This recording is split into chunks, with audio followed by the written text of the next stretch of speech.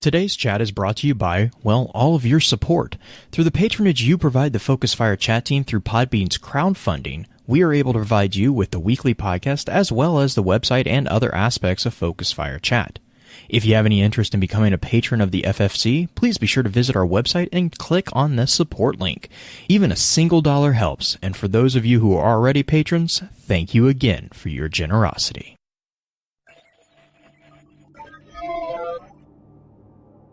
You may have heard the whispers of guardians gathering in the shadows, exploring the mysteries of this world and the worlds which surround us. We are all in search of truth. Sometimes we need to focus that search, focus that fire. And so we come together. Join us. Join the discussion. Welcome to Focused Fire Chat.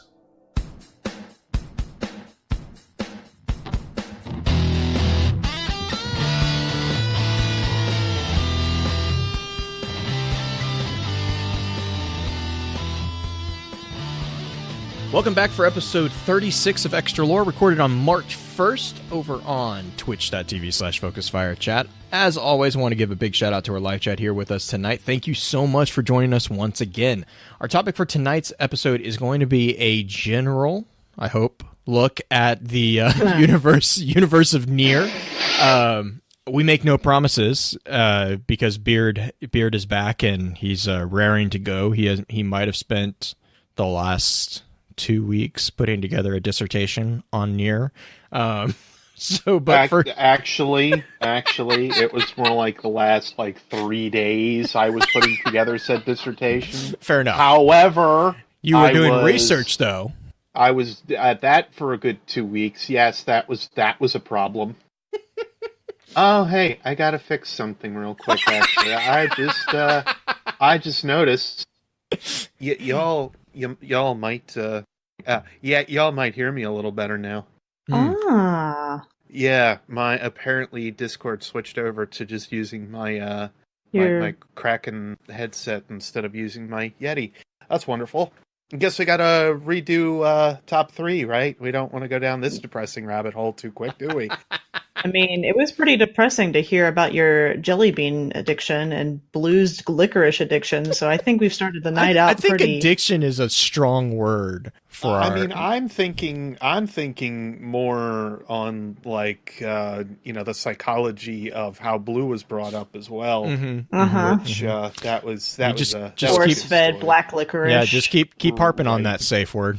Yeah, we'll go. Oh, Lord. Please listen to top 3 if you want to figure out what in the world we're talking about, because... Yeah. Oh, man. So obviously, real quick, let's run through a quick intro of who is on the show for tonight. As always, this is Blue Crew 86. Next up, we have our own master of social media, the one and only Green-Eyed Music Lover. Green, I understand that you've had a pretty busy day today. How's the rest of the week been for you? It's been a little intense. My brother, who I'm going to call him my estranged brother, because prior to Sunday, I had not spoken to him in 2 years.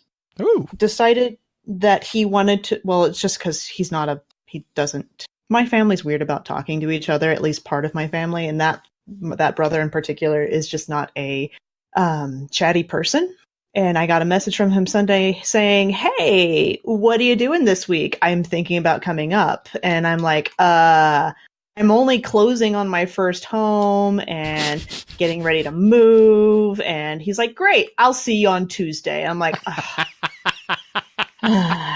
So he showed up on Tuesday and we hung out a little bit. He went skiing, which is, I think, the real reason he decided to show up is because I live in Colorado and I have a bed. So that happened, and then he had to take off yesterday, right after Julie and I signed on our first house. And today have been tearing up carpet and taking up staples and all the other junk that I've been doing by myself since wife is at work, and I'm sitting on a hot pad right now because I'm gonna be sore as all get out tomorrow. But congratulations, because you have a house now. Thank you. I do, and it's going to be really nice. Like right now it's nice, but it's going to be really nice. I keep telling myself that to make sure I get through this whole ordeal. Yep. But Well, and then back for more apparently, because he couldn't, he can't stay away from our amazing team. Is can't even get through that without laughing. It's completely proof positive that I have a mental disorder and then some. By Mental coming back to the show, you know what? Mental Just handicap. because by you I guys. take advantage of your masochistic ways does not mean anything about. so Blue's a sadist. we knew that already. I mean- we knew that already. I don't really have a defense against that, so sure, let's go with that. So rounding out the usual team, we have our good buddy, the lore content cop himself, Beard Grizzly. Beard, how are you doing? How's it been? You know, depressing because I had to go down this entire thought train. But I asked for this. I completely asked for this. I can't pull an Adam Jensen on this one. I totally and completely asked for this. You did. But you're going to have so much fun with it. That's what we're going to keep saying. Well, and that's the thing Yes. that I've been anxious to cover this topic for anyway, has just been the fact that, like, there are few stories that have gotten me extraordinarily involved. As I've kind of talked about beforehand, like, Destiny is, to me, not a masterpiece. But Destiny is a title that at least has a very interesting story that kind of keeps me hooked. And I cannot say the same about many other franchises that have been out there for a long time. Like, I could look at something like God of War, and yes, it is interesting for the onset, but it doesn't have anything that hooks you afterward. But it's also not built to do so. Right. If we look at something like NieR, where, NieR or Kingdom Hearts or Final Fantasy to some degree, most of these are also Eastern titles, and it almost feels like they're built to be that way. Versus if we look at some of the Western-ish titles, and I would say for, possibly a couple exceptions like Fallout or Elder Scrolls, etc., there are very few other ones that are built on this concept of continuing a project after it's done to keep you hooked. I think that's why I like Bungie as much as I do, because they've been doing it since Halo as well. They understand the idea or want to continue a project further from just here's a game and there you go. Right. I think that's what kind of keeps me coming back to NieR in some respects. Unfortunately, I didn't pick up on it until it was NieR. I didn't know that there were other links that we're, of course, going to get to and talk about here, but before I start rambling too much on it. But that's why I am very excited to talk about this one, because I think for the Destiny interested, you'll find that there's a lot of stuff here that you can tie back to, and especially if you like to create connections or think on things or come to a different set of connections or deductions from where somebody else is, NieR has a lot of that for you. So if you're interested in another series that might do that for you, I would highly recommend to kind of stick around and listen. I am going to cover as much as I can, because if I haven't said it in this particular segment so far, the dissertation that these guys are getting on my butts about is a 25-page long outline that I have, and I will tell you that it covers all but one title. Unfortunately, I had to get to a point where I had to cut it at some point, and if I were to cover NieR Automata, I would be here for another 15 pages. There are several other pieces there are several pieces from Automata I at least covered, just to give you a real brief oversight of like what's going on, but there are also stuff that's post NieR. So keep that in mind. There are reasons I needed to cut it where I did. And I think as we go along, you may quickly find why. That being said, before I get too far in, that's my warning to you right now. There's going to be a lot of stuff here that if I overstep my bounds, I hope that the co-hosts here will be able to jump in and say, hey, can you explain that a little bit further? Because for me, I'm so invested in this world, and I understand that plenty are not. I understand that plenty don't even know what NieR is until Automata even was a thing. Well, So the good news, Beard, is I'm going to be a resident idiot this round, because I have never played any of them. Well, that is good news, because that means you can tell me, like, wait, what does that even mean? Right. So that's good. I'll take it. Anyway, before I keep rambling, good to be back though. Yeah, we've missed you. Indeed, You missed out on the fun that we had last week with Book of the Unmaking. Oh, don't worry. I listened to that one. I'm actually kind of glad I missed it. I don't need any more of that right now with the drifter tangents I've been going right? down. Trust oh me. My god. That Vidoc. I know we're not talking Destiny this week, but that Vidoc though. I didn't watch it yet. Oh, actually, it's interesting. Yeah, I know. After tonight, I'm getting back into things, so we'll put it that way. Yay! Let me be your guide. Now I'm scared. What about needing an adult? I think that's the subject matter of tonight's conversation. Oh, man. Well, I guess real quick then, Beard, let's just jump right into it. In our last Extra Lore episode, we took a brief look at the Spartan program from Halo. If you enjoy the show, please be sure to rate and, if you can, leave us a written review on iTunes or comment on the episodes on Podbean or whichever podcasting app you use to enjoy podcasts. Reviews are extremely helpful as they not only let us know what we can do better, but help continue to expand the FFC family, which allows more and more perspectives to be heard. To those of you who have already taken the time to leave us a review, thank you. As many of you already know, Focus Fire Chat is a gathering place where the intent is to offer a week-long, in-depth view of a particular subject from within game lore, with a special focus on the Destiny universe. With the Extra Lore series, we delve into a game series other than Destiny for a full month, giving the group a chance to get a feel for the other games that our community loves to play. As with the normal chat topics, Extra Lore is decided by the community through a monthly poll. After the month's discussion has come to an end, we get together to stream a high-level summary for the chat for those who are unable to participate. If you're a fan of lore in all its various forms, be sure to also check out thelorenetwork.com, where you can find a wide variety of some amazing content that covers a number of different titles and mediums. Please note that this will also be the new home for the Focus Fire Chat episode note archives and articles going forward. Extra Lore for March is going to be a discussion on Devil May Cry, so be sure to jump into the Discord server and weigh in. Please note that this week's show is going to be divided into 2 downloads. The first, which we'll refer to as Side A, is going to discuss events that serve as a general introduction to the series, while the second, noted as Side B, will dive into the actual events of the series. With all that out of the way, Beard was kind enough to put together an introductory summary of what to kind of expect. Even if it's pointless, you still have to do it. Kill me if you desire. Don't touch that book. Not ever. You hear me? That wasn't a compliment. Hey, it's Zero. Hey, Zero! You know that defeating one wasn't Zero, this fighting is pointless. You have to stop. We're sisters. There's no other way. Glory to mankind.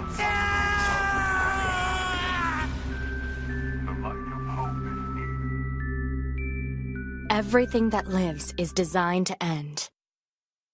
We are perpetually trapped in a never-ending spiral of life and death. Is this a curse? Or some kind of punishment? I often think about the god who blessed us with this cryptic puzzle, and wonder if we'll ever have the chance to kill him. NieR doesn't start where you think it starts. NieR is an odd style of game. It's an odd style of story. It's also convoluted as all get out. It has twists and turns that are not usual of many games and stories. It's also not the happiest franchise in the world, and while you generally feel for the characters as a whole throughout all of the games, there's still moments you find yourself hating them. All of them. But that's the price you pay for being a human being, or something similar. NieR's overall interest to me is invested in its philosophy. The series rewards multiple playthroughs with added perspective of why you do something, or the effect you have on something you kill, or a person you may ridicule, or a character you may even save. This is a rare situation with gaming, to know what the other side thinks entirely, even down to certain lower-ranking enemies. And even if you don't know, you still have to deal with the consequences of any action you take. But NieR doesn't start with the first game. Oh no. It doesn't just start with outside material either. be it Grimoire NieR or something otherwise. NieR starts with another series by the name of Drakengard.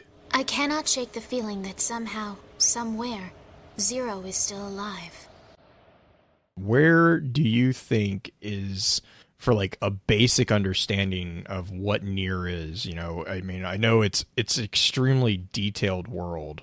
Where would you say is a good place to kind of get our feet wet and start, if for those of us who aren't, you know, well versed, like we've kind of been talking about? Oh boy, howdy. So one thing that, of course, we've started doing here on the show, I have an intro that I know you guys probably listened to at one point or another here.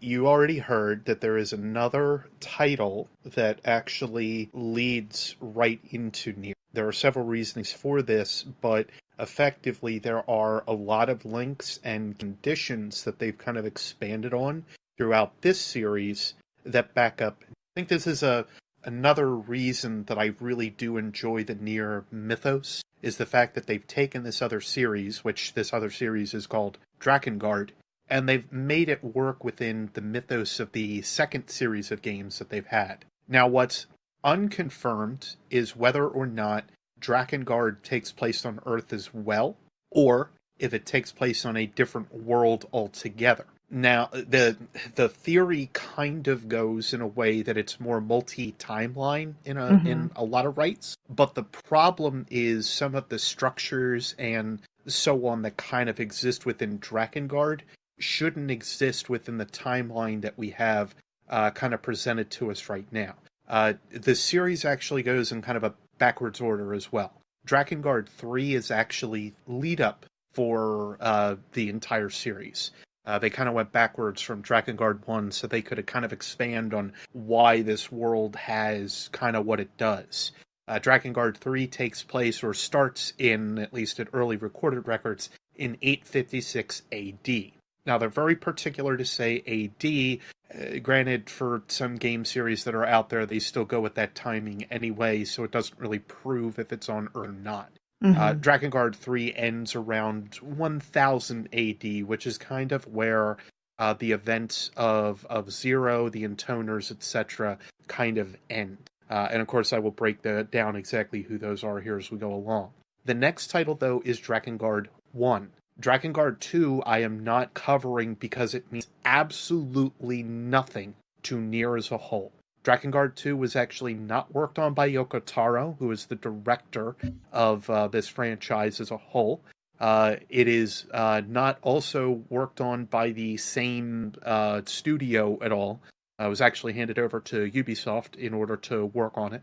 So Square Enix actually didn't have any publishing rights behind it at all.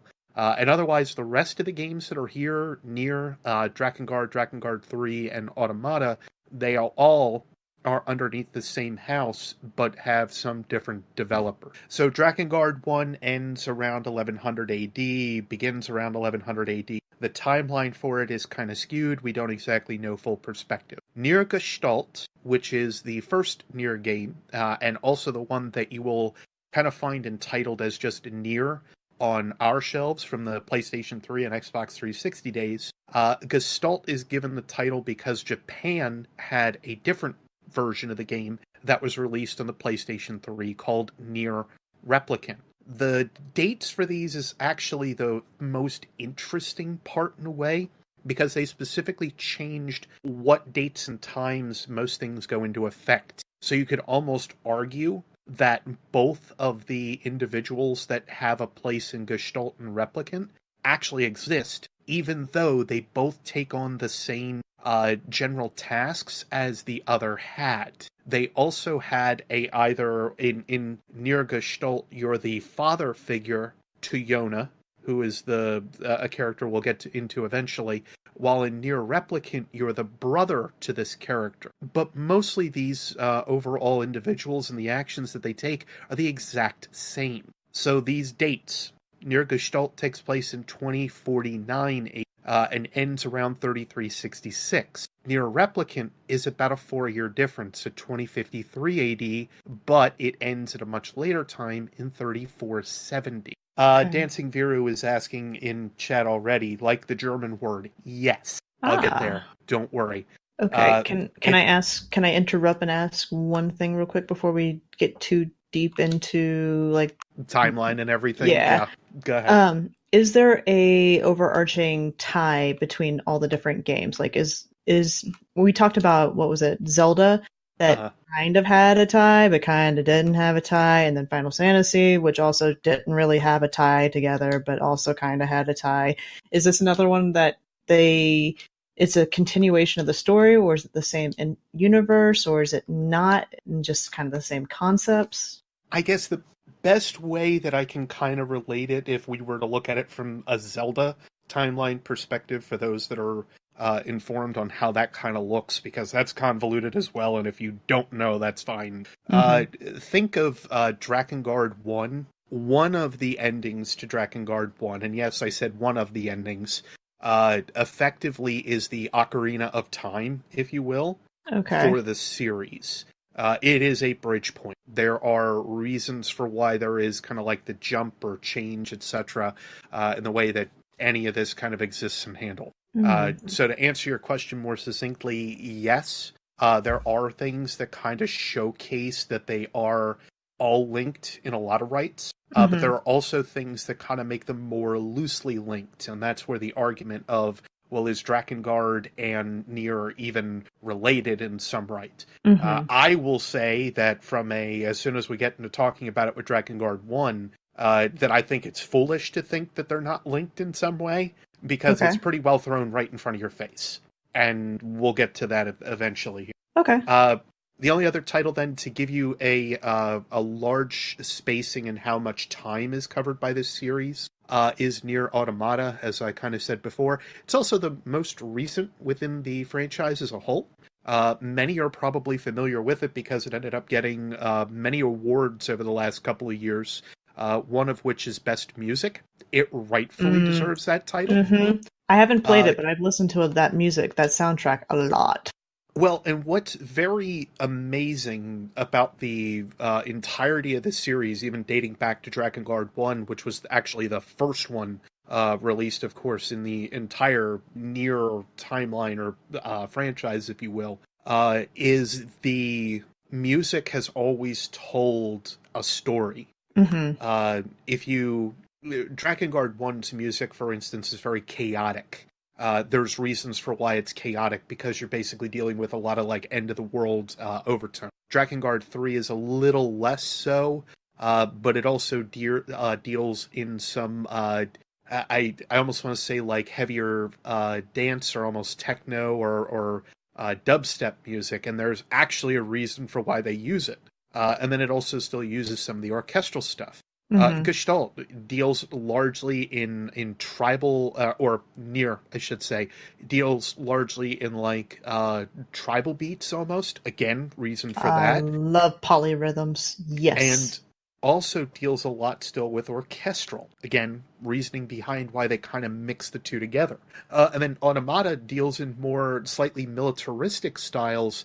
At least it kind of like works with it, but it still has the orchestral overtones that exist with it as well. Again, it tells a story in and of itself. Like everything, that's another thing that I kind of have appreciation for this series. If you're in some way like still not hooked enough, without talking about anything yet, just the overall themes that are given to us with story, with music, with character design, and why somebody might look the way they do, or why they're why they might wear what they wear, etc. All of that means everything to the overarching theme and tones of the game, and music plays a vital role to that. So if you guys do not care to even look into NieR or Drakengard, I will tell you now to at least listen to a lot of the music, because you'll get hooked. I can tell you that there's a couple people in chat right now that I have shared some tunes with, and they'll probably all say about the same thing.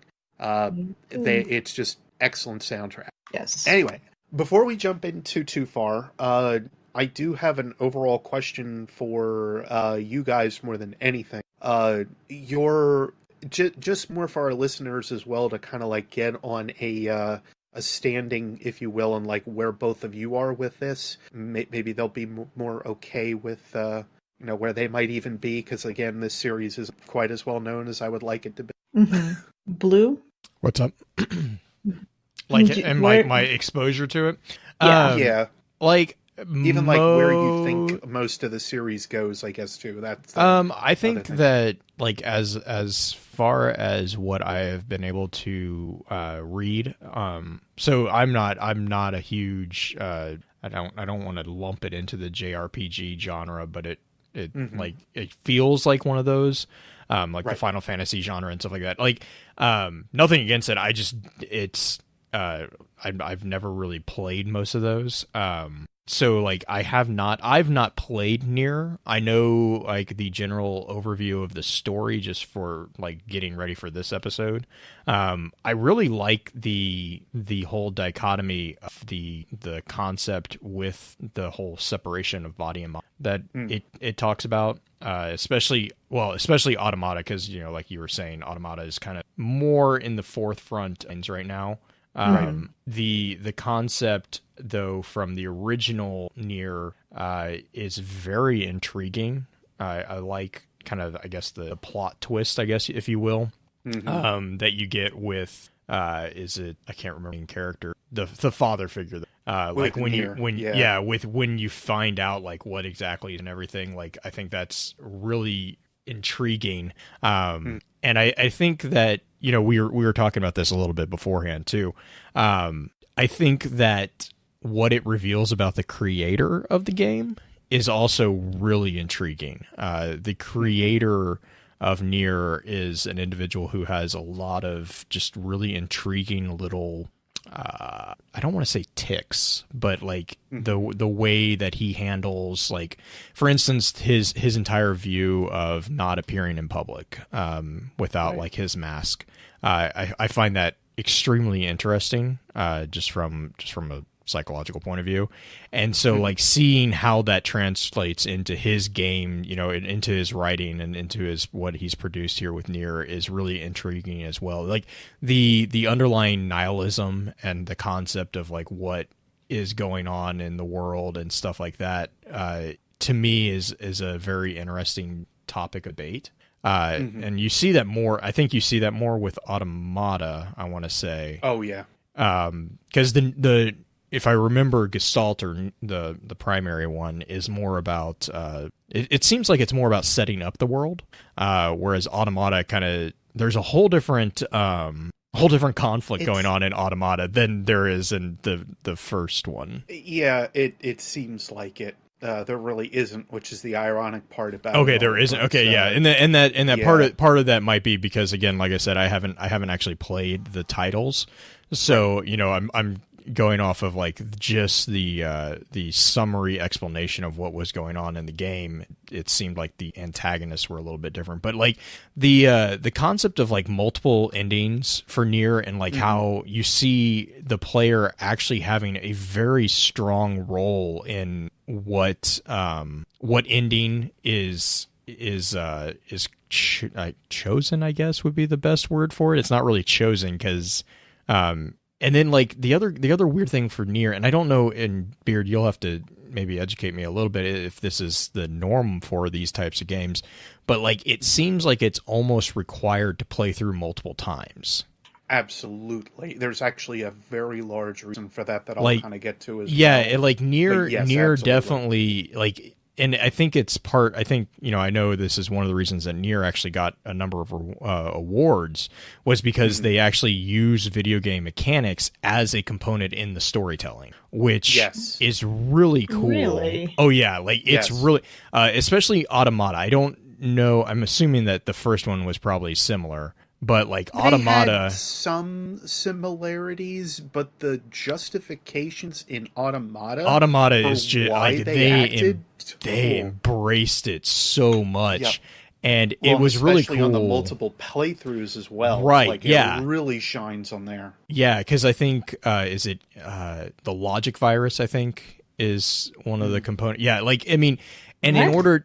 Yeah, it's like, oh my god, it's so intriguing because like it actually it ties in, like Automata ties into the ability to help other players, and like it addresses like you can actively choose to sacrifice your save files and stuff like that. It's like there's some really like meta choices that are really cool. Okay. Just like from a storytelling standpoint, I just found that really intriguing. But yeah, so my exposure is 100% Scholastic as far as like I have not played the game. I haven't played any of the titles or anything like that. So, well, I'm going to say it kind of bridges that gap as well, how you would see a gameplay mechanic and then also a story mechanic, how oftentimes they tend to be separated. Actually, throughout the entire series in a lot of rights, that is actually kind of tuned and chained. Or at least allowed to kind of merge into the way that they can sort of plays out. I do want to talk about those once we get to Automata, again, more as like just an overview of like how they take care of it, because it also bridges another very important thing about this entire series, which is over the ideas of philosophy. And you even see it with Drakengard 1, again, as early back as that, with the way that the series is cultivated and worked with. Drakengard 3 kind of embraces it more because it is a later one in the series. Automata, for instance, was released in 2017. Drakengard 3 was released for the PS3 in 2014. So there's only a 3-year difference between titles, with NieR, I believe it was 2010 or 2011, being released on the PS3. So that gives you a fair concept. Like, it's about 3 years between releases for a good majority of these titles. And but it's not always the same people or studios. Right, I was going to say, if I remember correctly, Automata is a completely different studio, right? Because the studio that did NieR was shut down? Or, yes. I know, like, the producer's the same, obviously, but, like, the studio itself, if I remember right, shut down. The director is still Yoko Taro, and pretty much is for any of the games that I'm going to cover forward.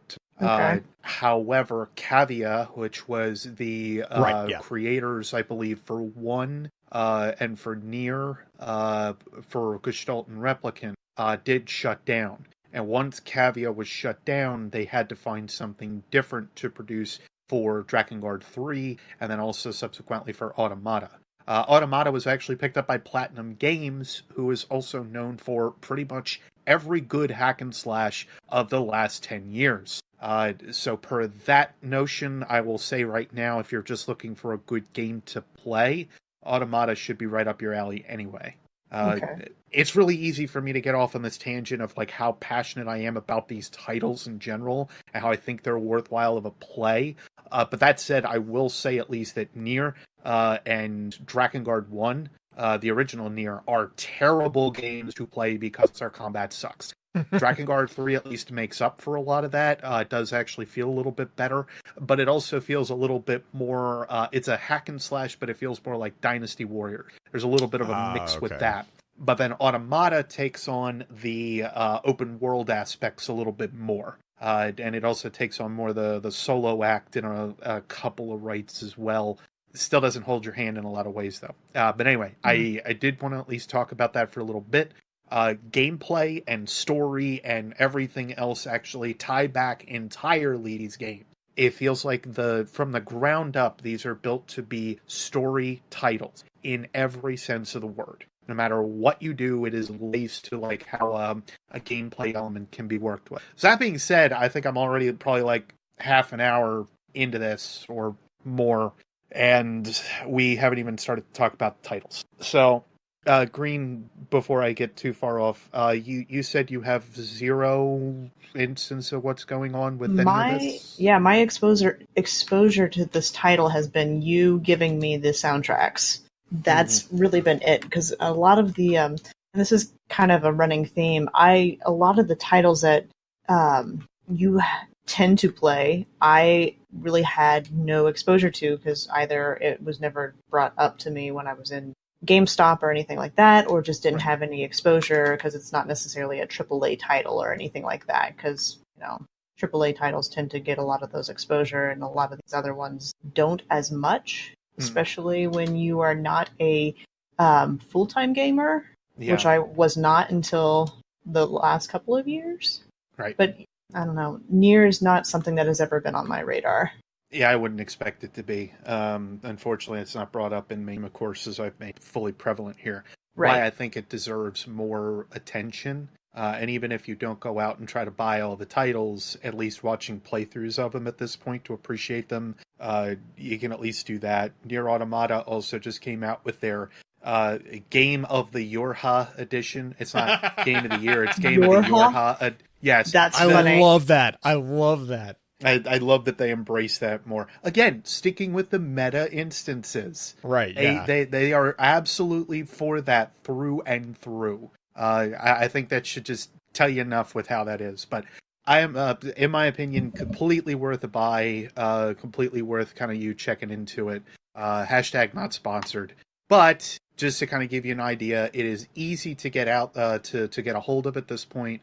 And Automata, I think, is absolutely worth your time. But the question then comes down to where do you want to go, or how do you want to break down further what may not necessarily be told to you in the game? Well, the game itself does have an in-game codex. It does actually have in-game logs that you kind of pick up as you go along. And in addition to that, all of the weapons, as you level up the weapons, actually have stories that are linked with them. They're kind of vague stories, but it's a system that I had actually kind of pitched to Bungie in a way when I had seen that they were trying to like expand on lore back in the day with lore tabs. I said, well, why not allow for like a system like NieR Automata where as we use the weapon or level it up, more of a story unfolds and unwraps. Cool. I cannot explain to you like how awesome this that in-game mechanic has been, for like you leveling it up and kind of getting more close to like how the weapon feels for you. Like you really get attached to some of the equipment you use. I am unfortunately not going to cover a lot of those, but each and every weapon, basically I think from Drakengard 3 and above, including NieR, now that I think about it, all have a weapon story to them, which is pretty cool. It just really helps to expand more on like what's going on with the world itself. Further to that, there is manga and anime because, of course, this is a highly Japanese-related titles. I'll actually talk about a couple of those as we kind of go along because for side reference material, there is some stuff in there that's important. Yoko Taro is also a playwright. NieR Automata actually started as a play. It was entitled just Yorha. That was the name. And because of that, Square Enix and whatnot loved the pitch so much that they allowed him to turn it into what we got with NieR Automata. But it started as a playwright. There are some different things that are in the game versus the play itself, of course. The cool thing is they did an adaptation, actually, which you can hear it in its native Japanese, with a concert that Square Enix held as well. So there's another way that you can also kind of digest how or where the feelings are for the way that this is. There are also novellas and other journals that were actually written up for this. There's also a Before World segment and listing for each game, except for, I believe, Drakengard 1, but there is one for Drakengard 3, NieR, and Automata. So between those three titles, you have plenty of other stuff that's there. There's also another one, which I forgot to list here in our outline, called Lost Worlds. And Lost Worlds actually go into stuff usually bridging the gap to the next game. But between Before World and Lost World, you've got plenty of information that can be looked at there. And then there's a very familiar word that's going to be brought up here called Grimoire, and it is Grimoire NieR. The entire idea with Grimoire NieR is that it's more of a compilation of the Lost Worlds and Before World segments that effectively like put themselves into one book so that you have a place that you can sort of leaf through it. Unfortunately, there was never an English adaptation that was delivered for this, but there are some additional segments that were actually given to us by Grimoire NieR, which allow us to know a little bit more of what was going on. They have stated that not everything within these books is canon, which is one problem with kind of leafing through it. Some of it is more like, here is a conceptual design, or here is something that we threw out from the main games, but they kind of let you know about that stuff. I've at least weeded through most of that just to ensure that we're at least mostly accurate. Real quick, Beard, isn't in Gestalt, wasn't one of the or NPCs grimoire NieR? No. Was that? Am I misremembering that? There are grimoires. You are right on that end, but it's not grimoire NieR. Grimoires are something I'll end up talking about as we go along. But there was a project that was actually related to all of this. Okay. That actually deals with the books. Okay, because I was like, I thought they're... yeah, okay, perfect. Yeah, no, you're absolutely right. And if anybody saw the thumbnail, yes, that is a book that kind of floats next to the main character. That's absolutely proper.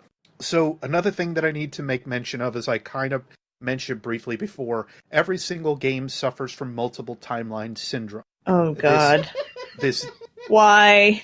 Yeah, I love I'm gonna that. say as soon as multiple timelines, I'm using that. That's amazing. Yeah, it is not to say that the timelines that I'm not going to talk about are invalidated, but they have nothing, absolutely nothing to do with what I will talk about with NieR and its progression. But that being said, Green is over here. She's already like, I don't want to do it. I got enough with this, with the Vex. Oh, God. And I will say that NieR, Gestalt, and Replicant are actually easier to kind of follow because, as I will kind of get into, they're more choices and expanded option more than they are anything else. They're not really timelines. So that's one benefit with NieR and its ending. However, Drakengard 3 and Drakengard 1, oh no. It's multiple timelines, and it's a major problem in some rights. The good thing is that I can kind of weed through a lot of it just to make sure that you guys sort of know what is going on with it. Drakengard 3 is, again, where everything kind of starts. I will be glancing over this as best as I can, just because I know I want to keep this as short as possible, and I'm not even through page 1 yet. I am sure in the show notes, if we can get this outline linked out too, that'll probably be easier for everybody. Yep. In case there is stuff that I don't get to, you guys can kind of leaf through it and find it in your own time. Most of the writings I have here are as close as I can kind of get them. So one of the few that I think will be great for you guys to kind of see the outline and kind of break it down as we go along. Yay! First off is the Cataclysm. The Cataclysm is actually where everything with Drakengard 3 begins. Has nothing to do with the main characters, unfortunately, has nothing to do with anything else, but it does set up the world. This all starts in 856 AD, and this is again where Drakengard 3 kind of, quote-unquote, begins. Suddenly there is this weird structured city that pops out of nowhere. There's a large amount of earthquakes that happen around the Iberian Peninsula, which actually is a fair place that you can kind of track on our world map today. This huge city kind of pops up out of nowhere, and the people effectively deem it the Cathedral City. The problem is that this city looks very familiar to you and I. It looks nothing similar to anybody within the world of Drakengard. They're looking at this thing like, where did this come from? It is also, though, the place where magic, like no other way to really put it, but magic starts to pop up and become more of a thing within the Drakengard world. This also leads to a couple different species kind of popping up out of nowhere. One, of course, major one is the dragons. The dragons were never within the world of what is now referred to as Midgard at this point at all. We also never saw what they refer to as subhumans, which are goblin, dwarves, ogres, stuff of that nature, which are pretty well all lumped together in one race. And we also have fairies and elves that also pop up. So This is very much your traditional fantasy that's already sort of beginning. The ends for most of these does not come very, very nicely, so to speak. And humans are still the predominant ones within the realm. The other question that we're not sure of is how large this segment of land kind of is, or how overgrown within the world dragons, elves, and so on have kind of expanded. So for humans to kind of be the overarching or overall rule within the land, that's pretty common within most known fantasy spectrums that you kind of reach for. The church is also founded because, of course, there's going to be a church in all of this.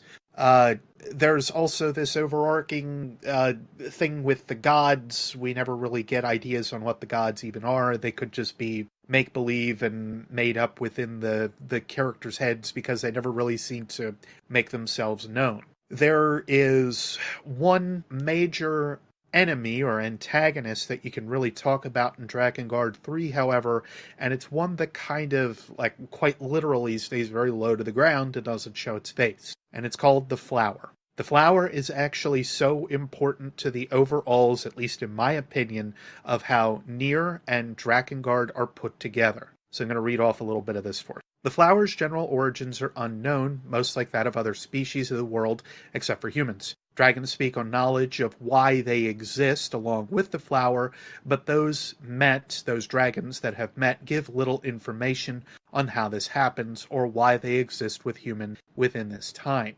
It is possible this flower is one listed in a related manga, Dragoon Urahime 5, I would trip on that one, where a shadow creature is sealed behind a gate in the cathedral city.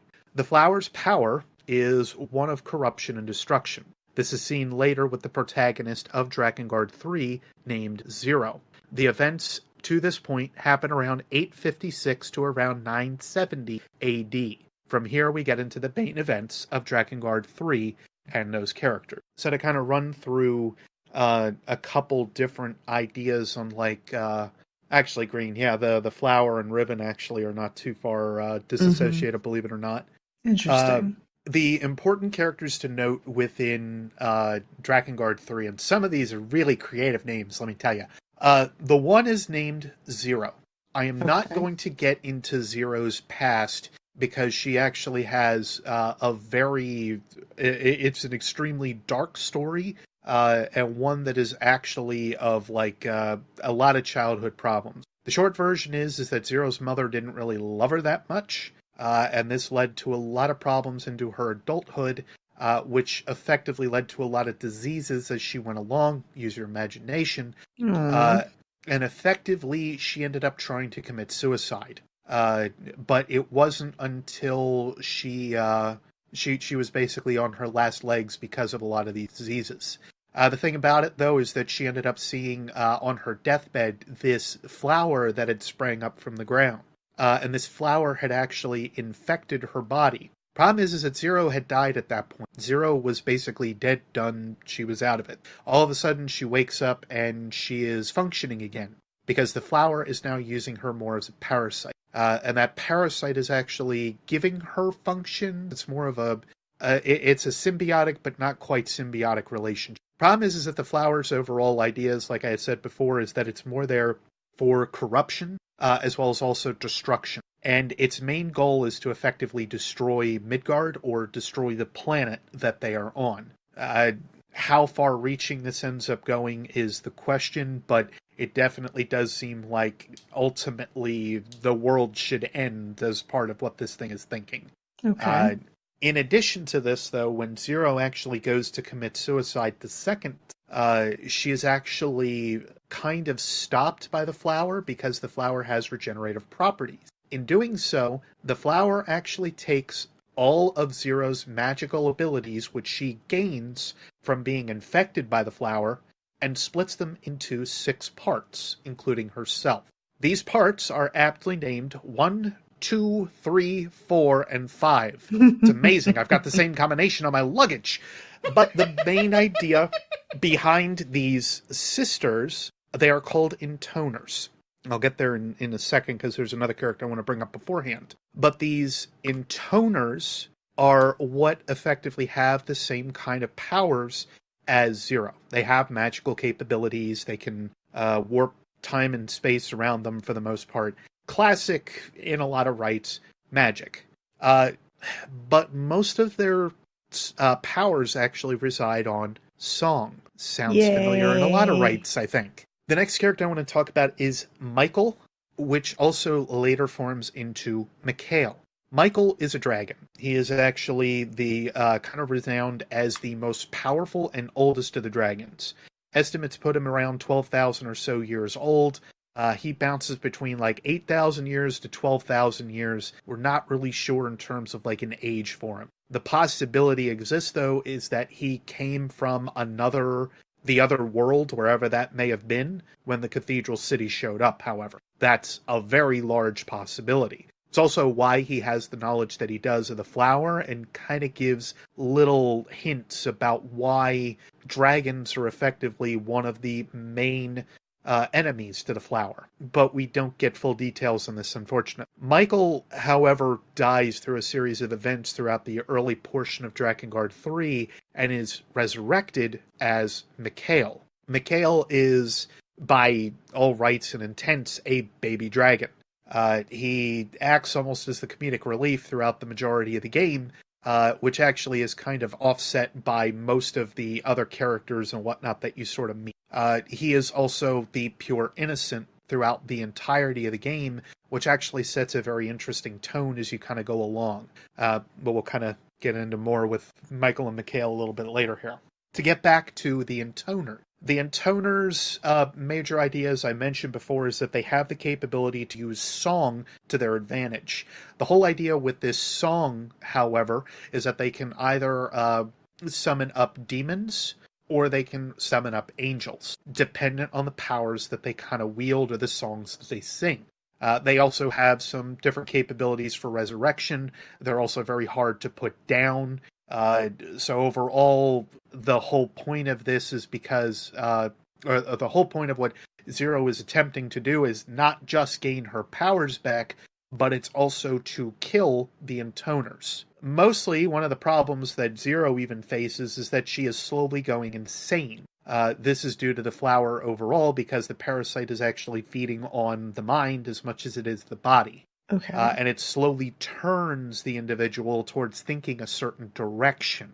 You kind of see this with one, even in the beginning, because they start to say something about, and now we will sing to the end of the world. So there's something that kind of shifts within them that turns them to say, this is like, we saved, quote unquote, what is left of humanity within Midgard. But now it is time to go ahead and just wipe out what we have because we now control it all. The problem with the 5 Intoner sisters is that they all control some of the most important pieces of land throughout Drakengard, and that is the forest, the desert, Cathedral City, and the mountains, and I said desert, I said forest, and the seas. I always forget about the seas. These 5 areas are effectively where the Intoner sisters hang out at for the most part, and where Zero goes to track them down.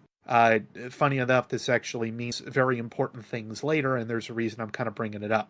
The last important character, which sort of deals with an ending to Drakengard 3, is one's copy. I'll kind of get back to him as we go, but I didn't want to leave it out and then all of a sudden say, hey, one did something weird, here it is. But the Intoner 1 actually creates a copy of herself. Mm-hmm. It won't be long for me to kind of get there, but it's very interesting as to why.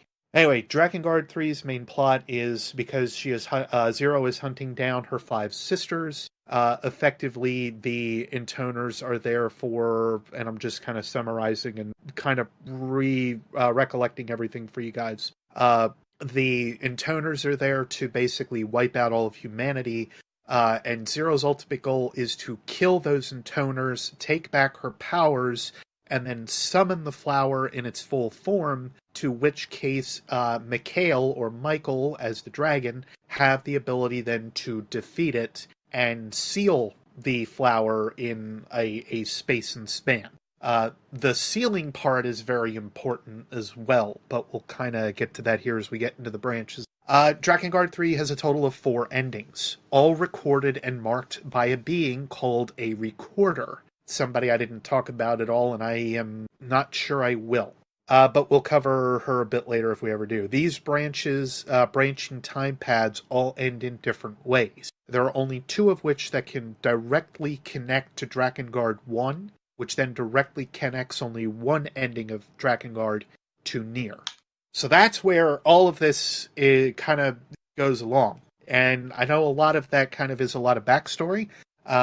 But trust me, you're going to see a lot of these themes kind of return and come back throughout the series, or they've utilized them in Drakengard 3 as more of like a bridge point to make sure that you understand why certain things happen. The first branch is that kind of connects would be Branch A. Branch A sees Zero victorious over her sisters, but she fails due to not being able to destroy the flower within her body. This causes the flower to have time to germinate within herself, and ultimately it effectively destroys the world if it wasn't for one's copy. The thing about one's copy is that it was actually born of one's rib. So right there we've got a religious overtone, like right off the bat. A general Adam and Eve story, if you will. I brought them up for another reason, too. The base idea behind one's copy, however, and this is the irony in all of it, I've mentioned that the intoners are female. They are all sisters. One's copy is male, but it looks the exact same as one herself. The thing about one's copy is that it effectively figures, okay, I'm the last quote-unquote intoner that's left over. It is now in my part to carry on what my sister was doing. So what he ends up doing is he founds this thing called the Cult of the Watchers. And knowing that the flower is a big bad that he has to effectively take on because one did the research that she did to understand the flower, they actually build this sequence of seals. These seals and goddess structure and key structure is something that actually keeps the flower in check and allows the world of Midgard to continue 4 years or so between Drakengard 3 and Drakengard 1. There's a reason that I say that Branch A, however, is only one of the possible paths to this, and that is because of Branch D, which actually gets to be a little bit more convoluted in a way. My head's already hurting a little bit. Yeah, I'm going to say I'm trying to keep this simple, but it doesn't happen. The issue with Branch D is that it actually sees the flower come to manifestation. Branch D, being the last story possibility that you kind of have within Drakengard 3, actually sees Zero successful in taking out her sisters, absorbing their powers, and she's able to summon up the flower then at this point. The flower itself actually looks like a large flower. It looks more like I guess you could almost say like an open tulip in a way, but a very laid flat tulip. I'm trying my best to kind of give a visual representation without showing a picture. But it is pointed by it's 5 points, and then in the center is the main copy, if you will, of all the intoner sisters, which pops out to be Zero. And one by one, the intoner sisters kind of pop up on one of these petals. Mikhail's job is to, again, kind of seal this flower away. What is important more than anything about this is how the look of this building is. The look of it is discolored. It looks pretty well like it's black and white. Actually, the entire world goes black and white, which is, again, important as we kind of go along. And this actually allows for us to see how it also crumbles when Mikhail breaks it down. It flakes, and it also breaks apart like a statue. Remember this for later. It's kind of important. You make it sound like it's very important, Beard. Yeah, it's kind of important. So this is where, of course, the breakings, if you will, between Branch A and Branch D kind of happen. Both actually see Zero successful in her mission, to some regards and some rights. But the one that actually gives one's copy the most information that he needs to then seal the flower away is Branch D. One's copy is around for all 4 endings to Drakengard 3. One actually takes care of this early on within the story, within pre-Drakengard 3. I think it was 997 or 998. She bore this copy of herself. So that being said, like any of these instances, he exists. So that is not in dispute whatsoever. If he was given this capability and knowledge to kind of go forward and create the Cult of the Watchers, however, only these 2 timelines are the effective means to branch into Drakengard 1. From here, either from Branch D or Branch A, one's copy builds up, as I mentioned, the Cult of the Watchers, which effectively builds up this sealing system, which the seals, one is placed in Cathedral City, one is placed in the sea, one is placed in the forest, one mountain, one desert, and the other one that I missed because now I lost track. You did say the sea already, so that's the one that I usually forget. City? Now I'm forgetting another one. Was it? I gotta say city, sea. I should have honestly wrote them down. City, sea, forest, mountain, desert. Desert. That was the one that was missing. Yeah. So these 5 effective seals are then put in place around all of Midgard. And it is what effectively allows for the flower's power to effectively be kept away and locked up. The problem is that over time, one's copy actually gets overthrown. One also, however, has the capability to pass genetic material. And for this, actually has a family. There is only one member or one path that actually matters for this, which we'll get to here in a little bit. But the Cult of the Watchers is now not necessarily under the rule of one's copy. What gets to be kind of ludicrous about all this, however, and again, a common theme that we start to see, but we do not see in Drakengard 3, and I think that this was on purpose, is that there is this disease that starts to crop up after the death of the flower, or the flower's overall self being kind of passed around, and that is called red eye. Simply put, and there is a big reason, of course, for why it is called red eye, but the people infected by it actually, of course, have red eyes. They also go into more of like a zombie-like trance, and they're not under their own control. So there's something else that seems like they sort of work with these infected individuals, and it definitely doesn't seem like the Cult of the Watchers is under its own supervision in a lot of ways anymore. Like something else, of course, sort of dealt with it. Old saying, you play with fire, eventually you're going to get burned. And that's effectively what happens with the Cult of the Watcher. There is this instance, however, and I apologize for any of the vehicles because I can't help them not being loud in this area. One's copy is a bit immortal or seems to have like a longer lifespan because, again, the events from Drakengard 3 to 1 take place over like a 100-year period. It could also be longer than that. We don't actually have like a full date for Drakengard 1. The main character of Drakengard 1 actually comes in contact with one's copy in the manga called Shin ni Itaru Aka. And what is interesting about this is the fact that Kain, who we will get into here a little bit, his family is actually killed by a black dragon that also seems to be in league with the Cult of the Watchers. So all of this is linked in a lot of ways and a lot of rights. It seems like one is trying to atone for the sins and so on of what is happening with the Cult of the Watchers. Question. What's ironic? Yeah, sure. When it comes to the dragons, is there a significance with the colors? Yes. Is it like the chromatic dragons and whatnot in D&D in some respects? In some rights. You'll actually see, like, Michael was more of a white dragon or silver dragon, and again, considered like one of the higher powers. Of course, you can also go off like the archangel idea, of course, with the name of Michael. We will also meet another one that is named in Drakengard 1 as Angelus. Angelus is a red dragon.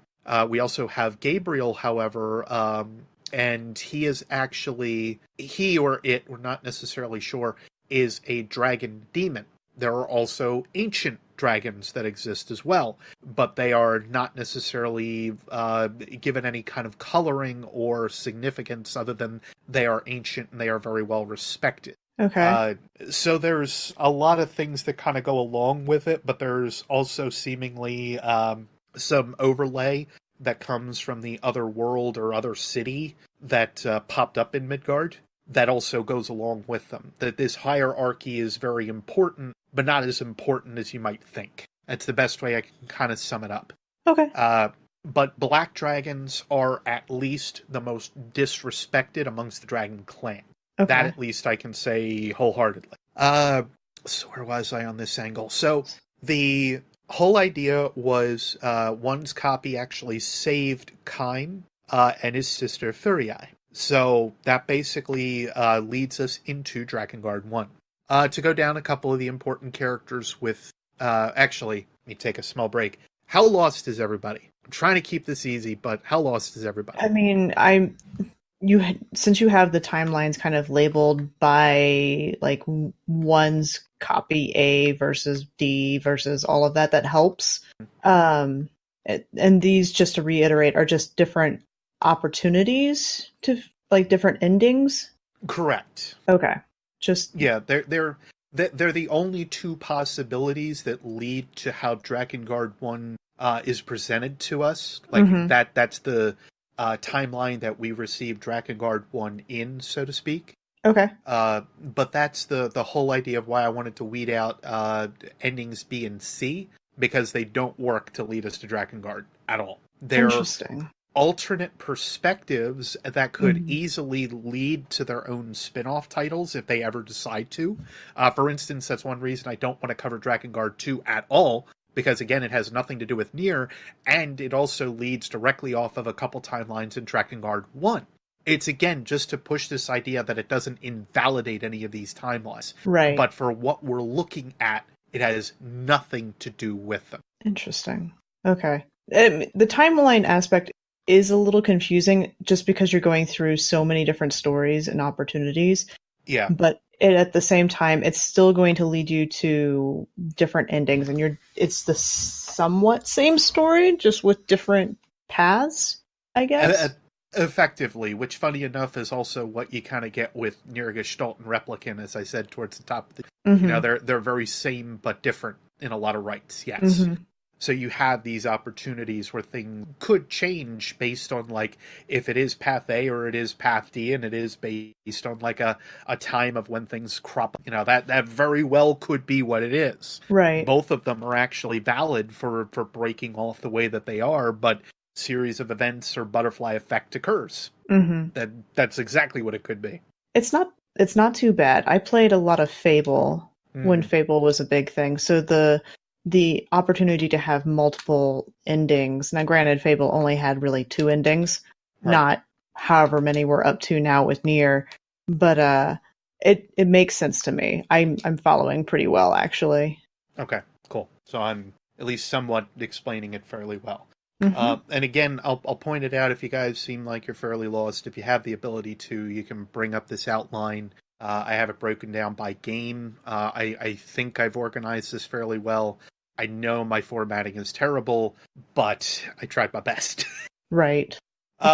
It's a big game. It's a big world with a lot of story in it. It's a large universe. We're talking like 20 years worth of stuff here that I'm attempting to cover in, you know, like trying to keep it to as 2 hours as I can. I'm trying here, man. A good introduction. I mean, we're getting a good introduction to it. Yeah, I think. Drakengard 1, I actually don't have to cover too much, which is kind of nice. I wrote out a lot of characters that are here, but there are only a few that really kind of matter. Kaim is the main one. And what you'll kind of see with some of the characters in Drakengard 3, especially Drakengard 1, sorry, is that they have a lot of names that can actually be pegged differently, or something back to like what we have like in today. Like, for instance, Kaim.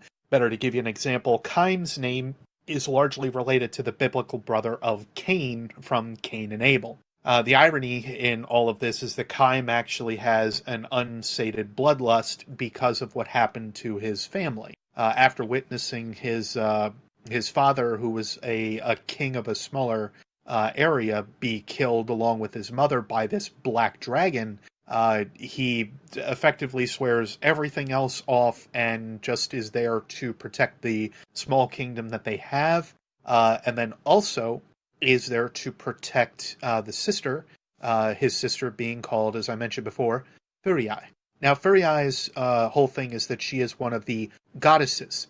The goddess is one of the seals that the Watchers use to keep the flower in check.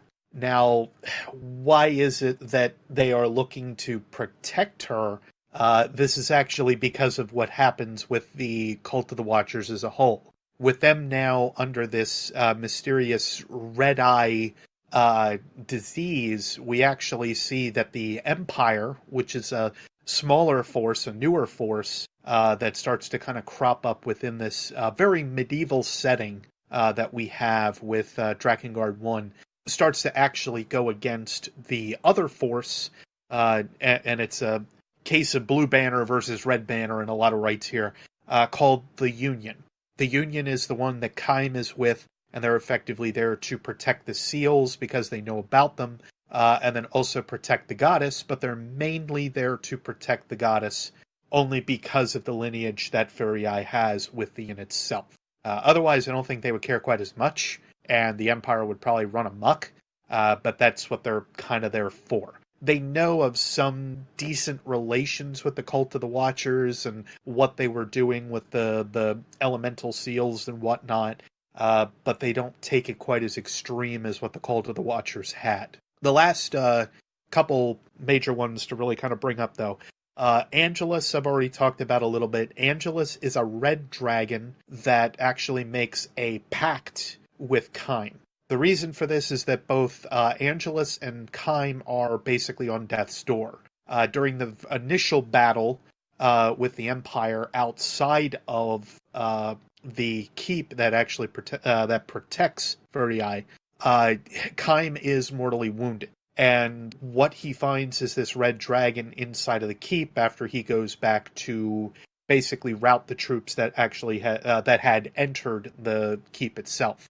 Long story short, this pact actually gives both of them life again, and as it kind of is mentioned, or sounds like, if one dies, the other dies as well.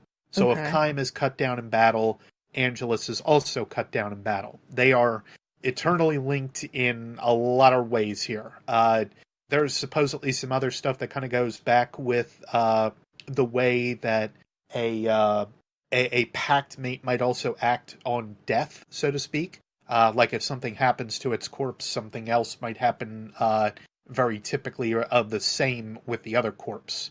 It's non-confirmed, but there's apparently something additional with the pacts themselves, which is interesting only because it ties into what we're going to get to with the ending in Drakengard 1. The other two that are very important is Sere and Mana. Sere is the son of Ramia. Mana is the sister of Sere and also the daughter of Ramia. The reason that these two are so important is because they are, I think it's 2 generations down, linked with one's copy. This is the fair direct linking with one's offspring. Ramia is 1 generation removed from one. Meanwhile, Mana and Seri are the next generation right after. These are both young kids.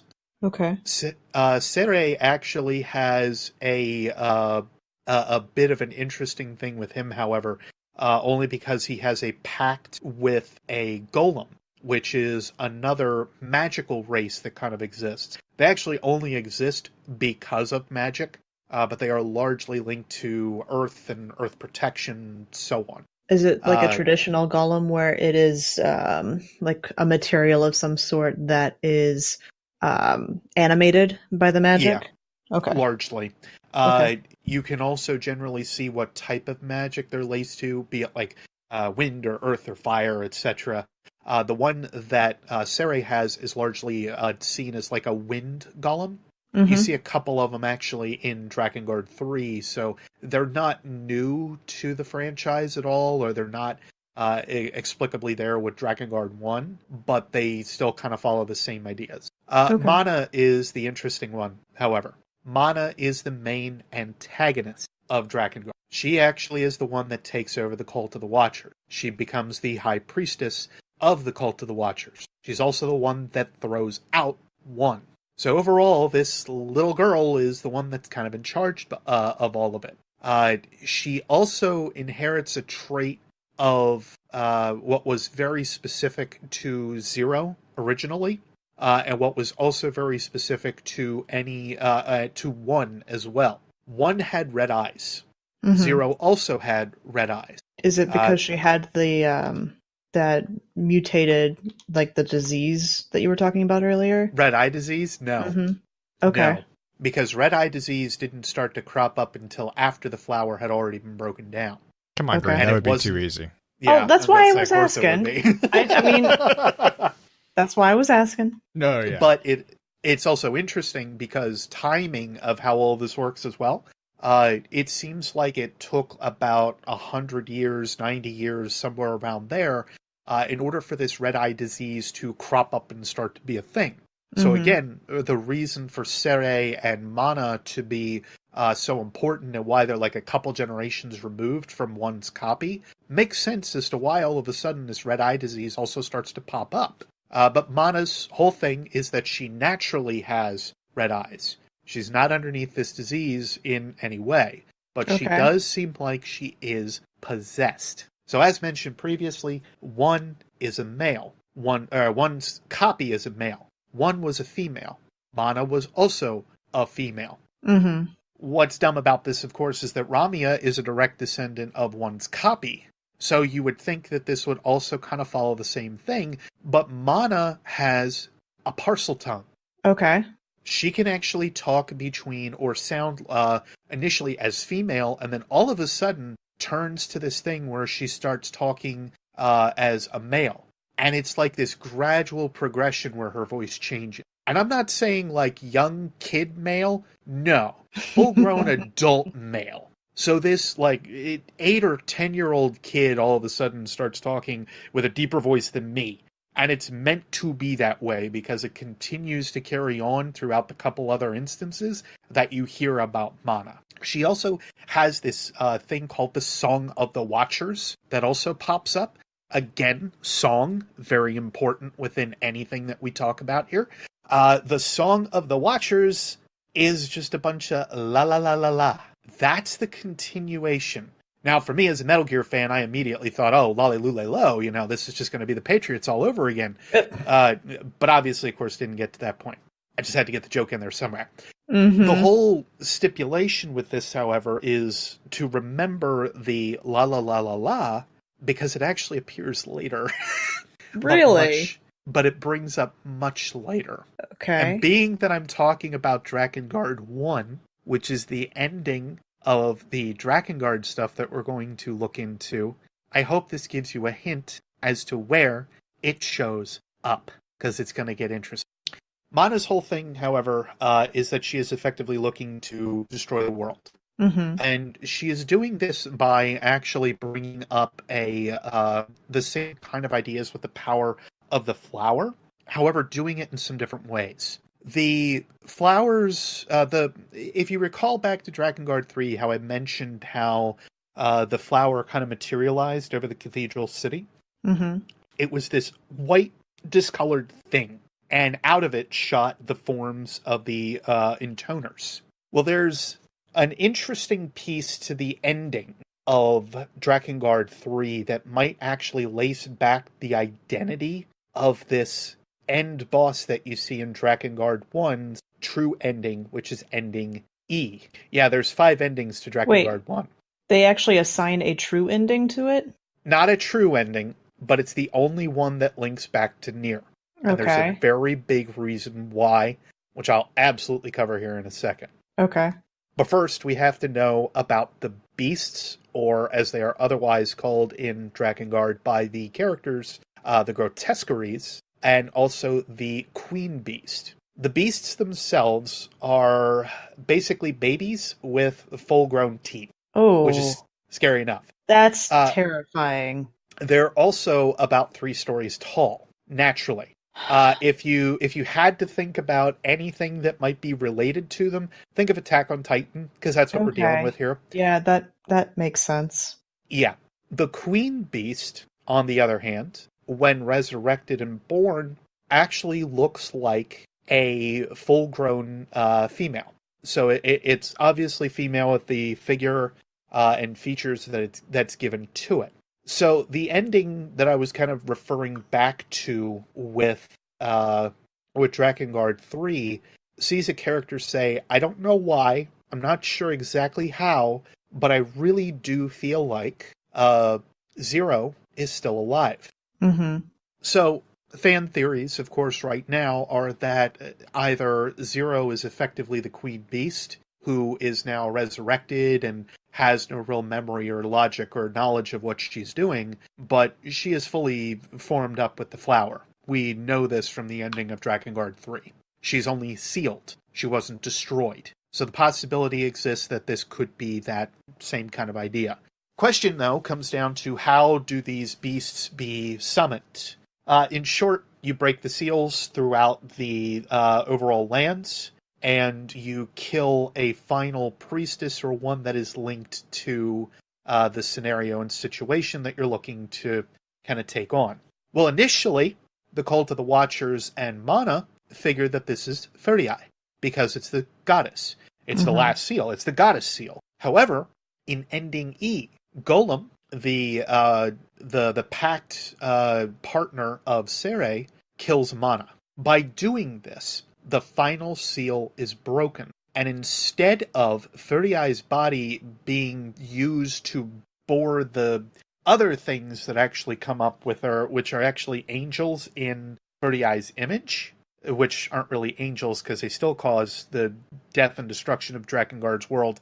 Again, why that ending of Drakengard probably isn't something that is possible at this point. They actually cause these grotesqueries or these beasts to be born. So now the overall idea is that they have to take these things down and to route basically what the world had, and as soon as they were basically born and so on. Stop it early and as quickly as they could. The thing about the Queen Beast, however, is that it is an absolute mana font, if you will, of magical power. And it is actually able to rip a tear in space-time. Ooh. Yeah. The Queen Beast actually goes through this portal. With it, both Kime and Angelus follow it. What you and I will see on the ground is very familiar. The void that basically opens up in the sky breaks open a bunch of clouds over top of the city. There's no hiding it, whatnot whatsoever. It is a city. And Angelus gives a funny little word to say, is this the world of the gods? Cuts to black, the word Tokyo pops up. The Queen Beast actually rips a hole in space-time and appears in Tokyo, Japan, of 2003. God. June 12th of 2003, to be absolutely exact. So, from the basis actually that we have from here is that effectively Kime and Angelus go into battle with the Queen Beast. And this is actually done, again, in song. So the song actually is... Angelus has a song power that counters the shrieks and screams that come from the Queen Beast. And eventually the mana font that is the Queen Beast starts to break down.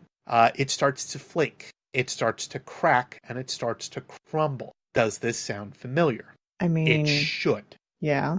Because of what happened at the ending of Drakengard 3 in ending. So this flaking and whatnot seems very similar to what had happened there, and effectively what ended up happening with the ending of Zero and the Intoners.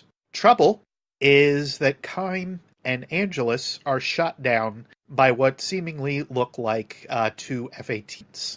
The missiles end up hitting them. I'm not exactly sure what seemed to hit them.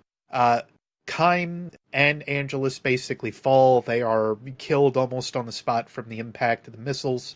Angelus' body is actually skewered on the spear tip, if you will, of Tokyo Tower. And it is there for all to see. Which doesn't, of course, make for a very good PR or cover-up number for anybody in the Japanese government. And also makes pictures and everything else very easy to capture of the dragon to just hang there.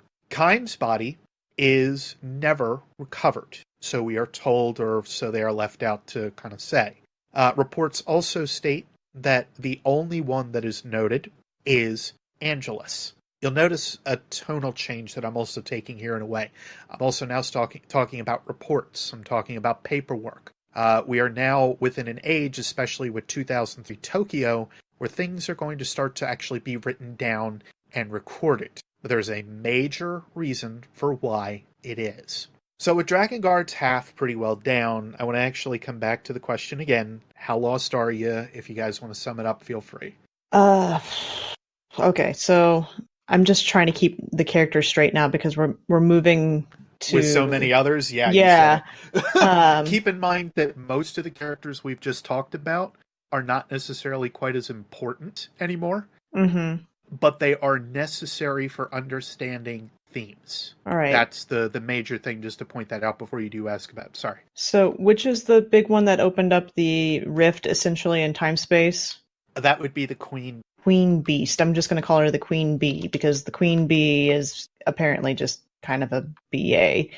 But so she opens up the rift, pulls them into our realm essentially, 2003 Tokyo, and I'm just trying to figure out, okay, so where are they trying to end up at the end of it? Like, I know where they're at currently, but what is their end goal at this point? Are they just... It's hard to keep straight on that one. The problem is that we don't know the overall end goal of like what the Queen was trying to do in order to rip that tear back into our realm, so to speak. That again comes back to theories of possibly the Cathedral City, because again, like I mentioned, it looks very similar to a city that you and I would understand it to be, right? Because it is exactly that. There are billboards up on the top of buildings and whatnot that you see. There are skyscrapers exactly how they could be, either between glass or steel beam or open or not. Instead of this high fantasy realm, which we've kind of been in this whole time. Well, and that's the weird part about the Cathedral City, which I guess I didn't talk about too much in a way. But the Cathedral City is seen in Drakengard 1 and in Drakengard 3. To my knowledge, it also shows up in Drakengard 2 because it's pretty well a staple. But that being said, it appears in every single instance. So that's where the thought is that possibly the Queen Beast is trying to phone home, per se. Where it actually, another event in the very distant future, actually pulls this city back into the realm of Drakengard in order to stop any of the events that may happen. Or it basically just is the catalyst for them to happen. We're possibly on the, if Doc Brown were talking about this 1985B, where 1985A screwed up so bad. Right. That's the possibility in how all of this is, and the problem with where, of course, we are with the timeline. It also presents the possibility that they can go as far back as they want to, or as far forward as they want to. But to answer your question easily, because as we all know, I get tangented very easily here, the Queen Beast's overall motives are unknown. What Angelus and Kime's overall instance or thought process is by following them in is to just stop them. Dead simple. There is nothing else otherwise that drives them. They're so far down this path of stopping whatever this power is that the Watchers have that they're just like, well, we didn't expect to pop out in a completely different realm, but here we are. One thing I did forget to note that is also another similarity is that the world itself goes black and white. Oh, that's fun. While Kime or not Kime, because Kime can't talk, Angelus actually has, when she speaks, it almost sounds like it's... you know how a radio sounds in a way, a lot of white noise and whatnot? That's what her voice sounds like. Okay. And then you cut actually to the F-18 pilots that say, target has been shot down, and they sound clear as day, or at least as good as what like radio chat would kind of sound like. Is it kind of like the tin can chat almost, like what you get in BioShock a lot? Yes. Yeah, okay. Think about that almost exactly. So for whatever reason, it showcases that Angelus and Kime, especially Angelus, should not exist within this world. They effectively have no place to be there, and it could be because they're, as we're going to kind of find out here, it could be because of some of the powers that they have, or there could be something else. Okay. Per what we know with, and this is important very early on into my talks about pre-NieR or post-Drakengard 1, when you introduce something to a system that's not used to it, what can happen? Well, germs and other stuff can end up being a big problem. Right. Or the worlds. Yeah. Or So just that kind like of... the plague that takes over the North America. Right. Yep. So something to that effect. Anything else that you're kind of lost on, just to kind of recap? Because I'm sure others are lost to some points here too. I mean, I think as long as I have that kind of grasping point to start, that I can manage the, like, juggle it a little bit, even though I may not be 100% on with you all the way. I don't exactly know exactly where I am lost. That's the problem with it. But yeah, I'm with you enough to be able to understand where the story is currently and kind of going. Right. Well, to kind of re-summarize, I guess, in some regards, the only ending of Drakengard 1 that leads to NieR is ending E. Mm-hmm. No other endings lead to this possibility where Kime, Angelus, and the Queen Beast appear within our realm. There are other instances and timelines, however, where the Queen Beast does show up, but it is stopped in other ways. So this is why it's kind of important to at least highlight where ending E is. It got to a point where they had to follow us over to this side of everything. Mm-hmm. It's very meta. Very much so. Like, it's trying to effectively set up its entire universe in a completely different way and right. So this actually leads to a couple things to start out with then, and stuff that we sort of get with post-Drakengard 1, and is also effectively called pre-NieR. Please flip the cassette over to side B to continue the adventure.